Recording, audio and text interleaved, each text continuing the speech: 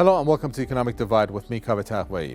In this week's show, we will be looking at the economy of Myanmar and ascertain just how this nation, gripped by a political crisis, namely because of the coup, can economically survive with massive protests taking place. When it comes to Myanmar's economy, it is one of the least developed of the East Asia region and is basically agricultural. That means much of the population is engaged directly in that field. Nearly half of Myanmar's economy, meaning all large industrial enterprises like the banking system or foreign trade, was nationalized in 1962-63. Now, taking a look at this chart over here, this talks about how Myanmar's economy was affected by the coronavirus crisis along with the coup. You can see here where the dip occurs, that's the Q2 of the year 2020. GDP growth rates falling, even though it had the highest in Asia. When you take a look at the GDP for Myanmar, it doesn't have a chance of recuperating because the coup and the eventual crisis has now gripped the nation. Here, it talks about gas prices that Myanmar counted on revenues from that. The revenues, as seen over here, comprised 40% of exports and 20% of government revenues for the fiscal year 2018-19. Well, let's now take a look into our first report. It studies how Myanmar had formed a promising economy after a civilian government took power a little over a decade ago, and how the recent political crisis has affected the economy as a whole.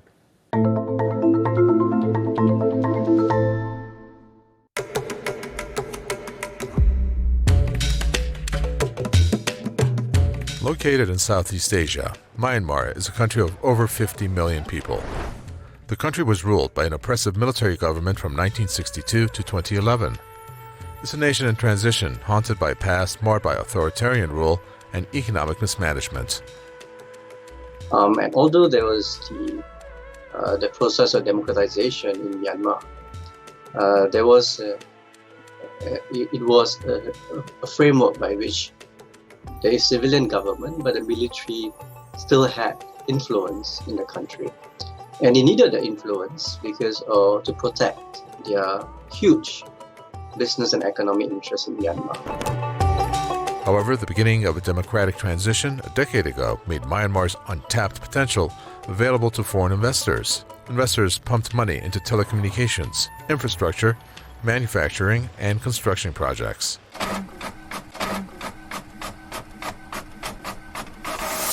Joining me in the studio is current affairs and impact analyst Mahan Abedin. We also have with us Khin Zawin, director of the Tampa Dipa Institute. He worked on policy advocacy on communal issues, land and nationalism, and he was also a prisoner of conscience in Myanmar for seditious writings and human rights work from 1994 through 2005. I'd like to welcome you both. First to you, Khin Zawin. Myanmar's economy dominated by the military junta, even though the country emerged from military rule in 2011. But how much of the economy did the junta control? And how does the ending of the military rule, when it did, impact the economy? Well, military rule ended, let's say, partly for only 10 years. Now they are back and forth. But whatever they did, their economy was not affected. The part of the economy that's controlled by the military is not affected at all. That's the thing that people don't realize. There's the economy that you can see, and there's the economy that you can't see. So all that the civilian governments and no power in Myanmar can ever touch. And people think that it has even expanded during the last 10 years. Well, what does the army control and actually spend its money on? All right. It has its own bank. It has its own broadcasting station, logistics, a lot of things. Of course, when they want to buy armaments, they dip into the national budget, But those things, I think it's quite like in China. The People's Liberation Army controls a lot of conglomerates, and that is what is happening. It is exactly what is happening. You see that in Thailand and Indonesia. But in Myanmar, it's even worse because they want political power and they want to expand their economic power as well. This is not limited to the military, unfortunately. There is a budget heading, accounts heading called Other Accounts. in local parlance.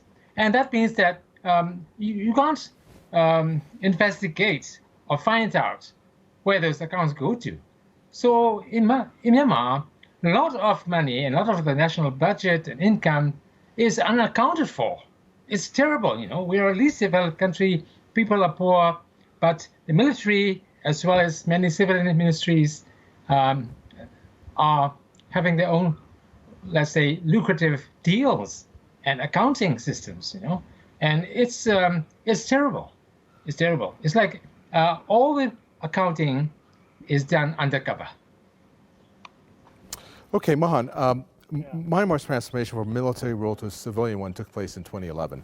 How do you view that? I mean, did the military junta leaders actually give up much of their control over Myanmar when that happened? Or was that just a kind of a facade, which in their eyes, giving up some of the sectors in the economy, for example, would portray that type of image? Well, I think it was a genuine political transition of sorts, a shift, if you like. But economically, it wasn't, because since the late 80s, the Myanmar military has used primarily two vehicles to drive through its command of the economy. One is the Myanmar Economic Corporation, the other is Myanmar Economic Holding. And through these vehicles, they've essentially controlled privatization, taking up, formerly state-owned enterprises at fire sale prices and giving it to their cronies and associates. And the political transition in 2011 hasn't affected that. So what you find today is that the Myanmar military still controls the commanding heights of the economy. It has most of the concessions, it has, the best lands, it gets the licenses for, the juicy part of the economy, if you like, the expensive stones, the gems, and the rest, timber, mining, consumables. They control the commanding heights. So really that transition from an economic point of view wasn't altogether very significant. Okay, very well. Thank you very much for that. Right now, we're going to take a look at our next item up here, which is going to be our second report. It focuses on the garment sector, while the U.S. President Joe Biden reintroduced sanctions to the Myanmarese generals due to the coup that took place, threatening this young democracy.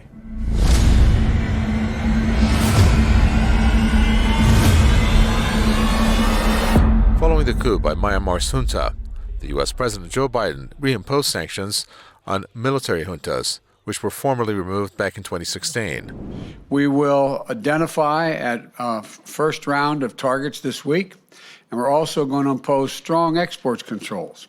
We're freezing U.S. assets that benefit the Burmese government while maintaining our support for health care, civil society groups, and other areas that benefit the people of Burma directly. Now, the military, the generals have often said that they are impervious to international pressure. It just doesn't matter what the international community does. It's going to do whatever it wants to do. And of course, they're used to not being held accountable by anybody. So this is, rough seas for them, as if I can use the knife. Moreover, the European Union is considering an economic embargo. If both come into effect, it can put the country's rag trade industry and its 700,000 workers at serious risk. The garment sector has boomed in recent years and has attracted many household brands such as H&M, Gap, and Adidas. လောလောဆယ်မှာတော့မြန်မာထေချုပ်ကအလုပ်ခံထားမှုမှာဆိုရင်အကြီးမားဆုံးဖြစ်ပါတယ်။ရန်ကုန်တိုင်းတစ်ခုတည်းကိုပြောရင်ရန်ကုန်တိုင်းတစ်တိုင်းလုံးမှာရှိတဲ့လုပ်ငန်းတွေကနေလုပ်သားခန့်ထားမှုအားလုံးရဲ့80%ဟာထေချုပ်လုပ်ငန်းကနေပြီးအလုပ်ခန့်ထားမှုဖြစ်ပါတယ်။ International backlashes against the coup could discourage foreign investors from providing financial resources for Myanmar's companies. The seizure of power by the Myanmar military earlier this month constitutes a profound setback for the country after a decade of hard-won gains in its democratic transition. ต่อไปถ้าเรามีลูกเรามีครอบครัวลูกเราจะอยู่ยังไงในโอกาสนั้นๆซึ่งเขาไม่ให้โอกาสอะไรเลยนะคะเพราะฉะนั้นเราก็ตัดสินใจว่าเราจะตายที่ไหนก็ได้ซึ่งไม่ใช่ที่นั่นเราก็เลยตัดสินใจมาอยู่ชายแดนไทย As the more Myanmar democratized, the more engagement the West wanted with Myanmar in economic terms.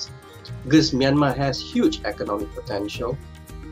It is a fast-growing economy. So certainly there is interest from the West to invest and to trade with Myanmar. But it usually came with the process of democratization they would like to see taking place in Myanmar.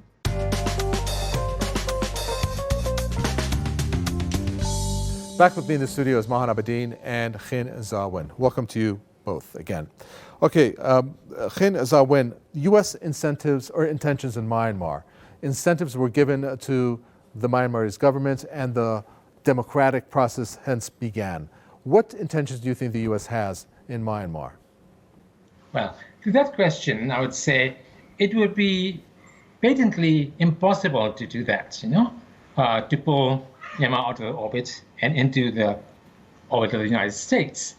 What it can do, what's possible and what it really intends to do is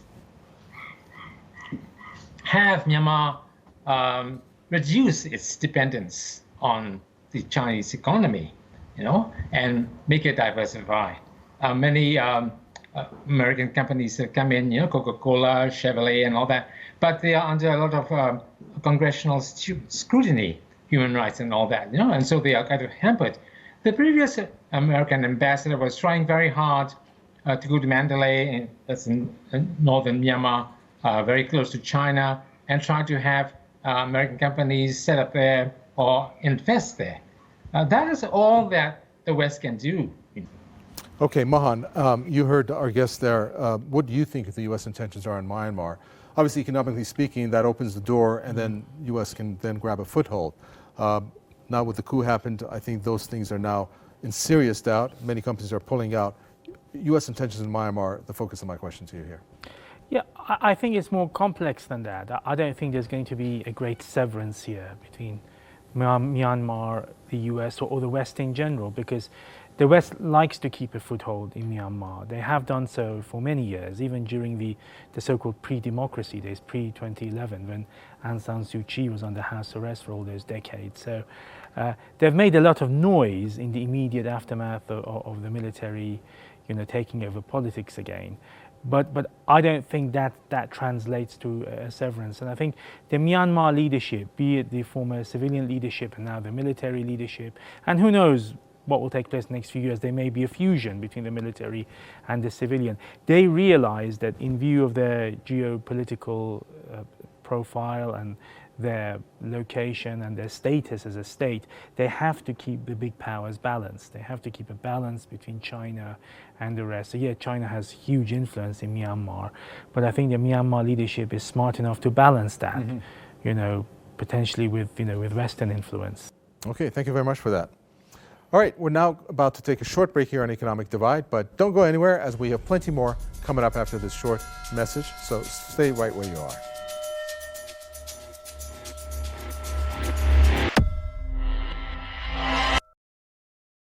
Welcome back to Economic Divide with me, Kaveh. Time now to take a look at some of the other economic headlines hitting the front pages in our Info News section. First up, we go to Haiti.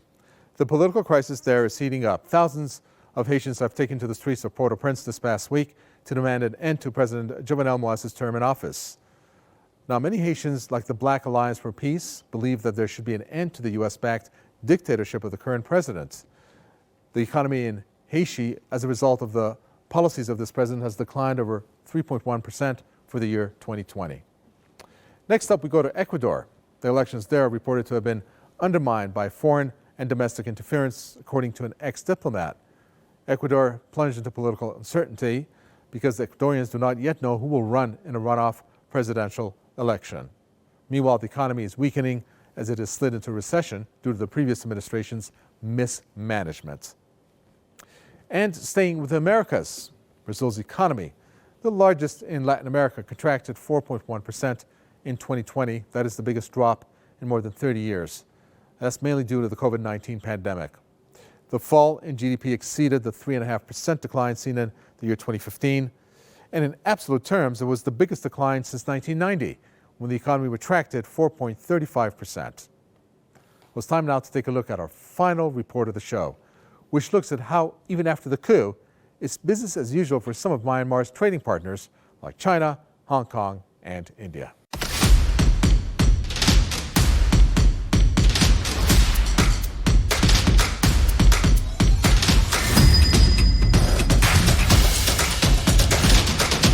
The coup in Myanmar will push the country even further into China's arms as the country's biggest trading partner. Also, Beijing's One Belt, One Road initiative includes rail and deep-sea port projects that feature Myanmar prominently. That will provide monetary benefits for the country. However, Myanmar's third largest trading partner, Japan, has acted differently. After the coup, Japanese car giant Suzuki suspended operations at its 2 Myanmar factories, which produced over 13,000 vehicles in 2019. That is while Suzuki has had operations in Myanmar since the year 1998, when the country was under the junta rule and was constructing a third production plant.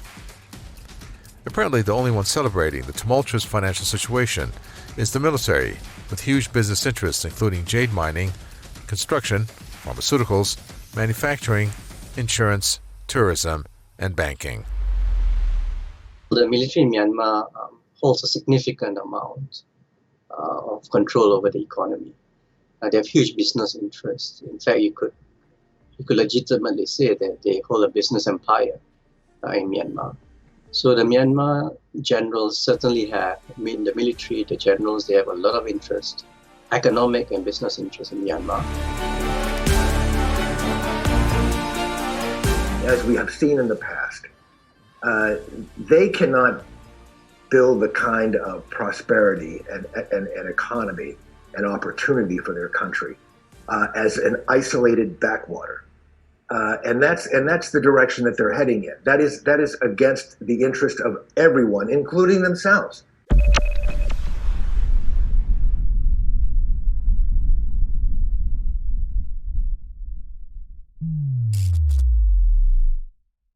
I'm pleased to welcome back one more time current affairs and impact analyst Mon Abedin and Khinza Nguyen, the director of the Tampa DIPA Institute in Yangon. Gentlemen, welcome back. Okay, final question to you.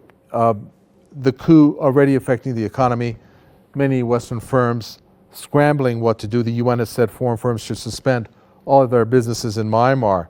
The coup is going to obviously hurt the people and the economy. The Americans imposing sanctions. Won't U.S. sanctions actually push Myanmar pretty much into the arms of China? I'll answer that last bit first. That was what happened in the 1990s. You know, when the first wave of sanctions came in, Myanmar just had to look to China. You know, find reliance, dependency on China because there was no other way. Now, the West doesn't want that to happen again, you know? And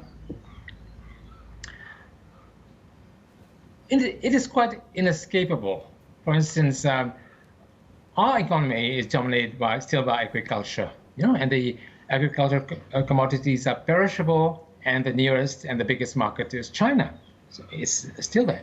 But on manufacturing, services, other things, well, other countries, you know, and other markets can come in. Okay, I'd like to thank Khinza Nguyen, the director of the Tampa DIPA Institute in Yangon. It was great to have him on the show.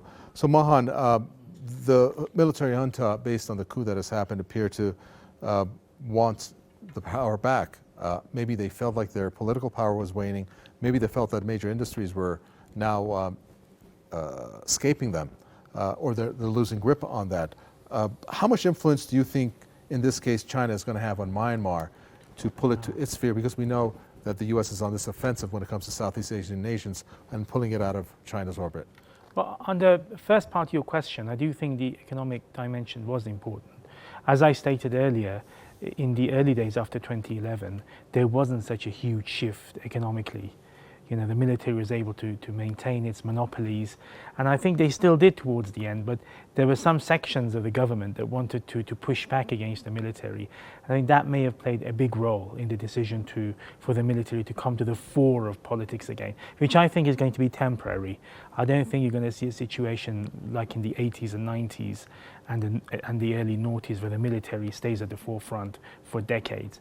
This is going to be relatively short-lived. On the question of China, look, yeah, China is a big player in Myanmar, but Myanmar is also fiercely independent. You know, it doesn't want to become a satellite state for anybody. So, you know, they will keep a balanced approach. And, you know, it's also noteworthy that the Western powers, the US and the UK in particular, so far they've only imposed token sanctions on the Myanmar system. I mean, they haven't really gone out to punish these people, even during the so-called the Rohingya genocide. I mean, I hesitate to mention genocide because I don't know the full facts, but certainly the Rohingya minority were being terribly repressed at a minimum. The West did nothing apart from some, you know, rhetorical condemnations. Sure. It's also noteworthy that the previous civilian government led by Aung San Suu Kyi, they also, you know, they were in complete alliance with the military in terms of suppressing that minority. So politics there is more complex than we're led to believe. But I think above all, Myanmar is this very proud, fiercely independent country, you know, and I think the military really has a grip there economically. Okay. And they're not going to loosen up anytime soon. Thank you very much. Mahan Abedin, Current Affairs and Impact Analyst. Thank you. As usual, You're great welcome. To hear your thoughts. Thank you. And time now to take a look at 1,000 words.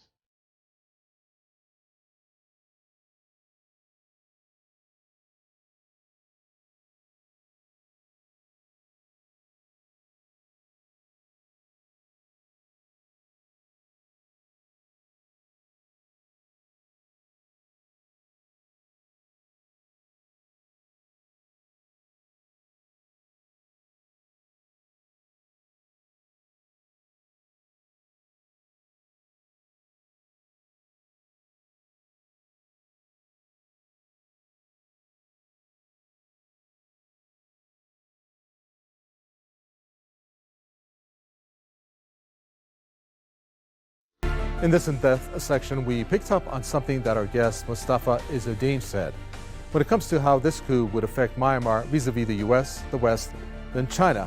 An interesting point that came up by him, which may indicate why Myanmar may be of interest to the US. Our question to him was,